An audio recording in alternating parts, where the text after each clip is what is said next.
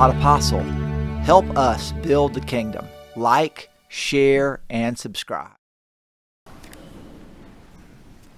So in the first reading today, we have Jacob, and remember, Abraham became the father of Isaac, and Isaac became the father of Jacob and his brothers, is what it said. So Jacob's name was changed to Israel. Jacob's name was changed to Israel, right? And so Jacob's children are all the tribes of Israel. We should know this. This should be like cold stone in our head. Abraham, Isaac, Jacob. Jacob's sons are the tribes of Israel. And who was the tribe of Israel from which the Messiah is going to come? I just read this. Okay. Jacob. And this blessing that Jacob, whose name is Israel, who wrestled with the angel and became the father of God's people in a particular way, he's prophesying that all the other descendants are going to bow down to the descendant of Jacob. And who is the descendant of Jacob that we're interested in? Jesus is, okay. And so when Matthew is laying out the genealogy of Jesus, he's tracing it back to this prophecy of Genesis. And this genealogy is the gospel I have learned to love after just hating naturally, okay? It's kind of and I shouldn't say hate, maybe too strong a word, just not getting why we would go through such a lengthy genealogy when it would seem to not have a tremendous amount of interest to most people who would be listening, especially the people that come to the Vigil Mass on Christmas Day, which is when it's going to be read, okay? And a lot of them are like, this is the only time they come to church, and it's like, well, what was that about,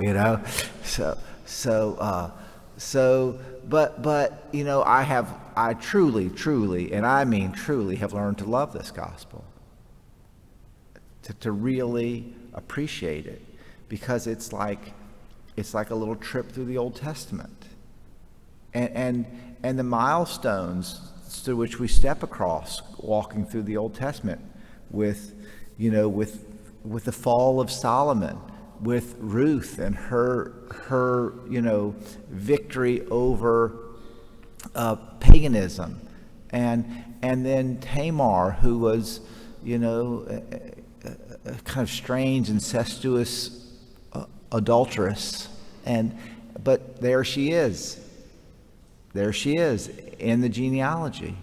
And guess what? You belong to a family, don't you? And so do I. And I, my mom died recently, and I think about belonging to a family. I pray for my mom's soul. I hope and with confidence that she knows the mercy of God today and forever. What about my grandparents? Ever pray for my grandparents? What about my great-grandparents? What about my great-great-grandparents? What about all the people who kept the faith over the centuries that the faith came to me? You ever think about those people?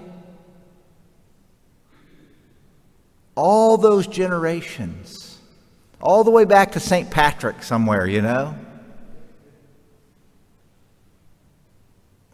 And so when we read this genealogy, we belong to the human family. And it's not necessarily the glorious tree. It's kind of an ugly tree sometimes. It's got a lot of bad branches. And, you and me, we're so grateful to be here, to have faith, to have life, to have redemption. And we have a long family tree. And Jesus came. There's a passage, a beautiful reflection on Jesus meeting Adam, like Adam and Eve, when he descends to the dead. And he meets Adam and he says, Adam, I became your son to be your Savior. And it's kind of this just you think about Jesus goes to preach to the souls in prison, that's what it says. Nonetheless, I love this gospel, okay? You will learn to love it too, okay? Yes, you will. Shake yes. Say, Father, I'll learn to love it, okay?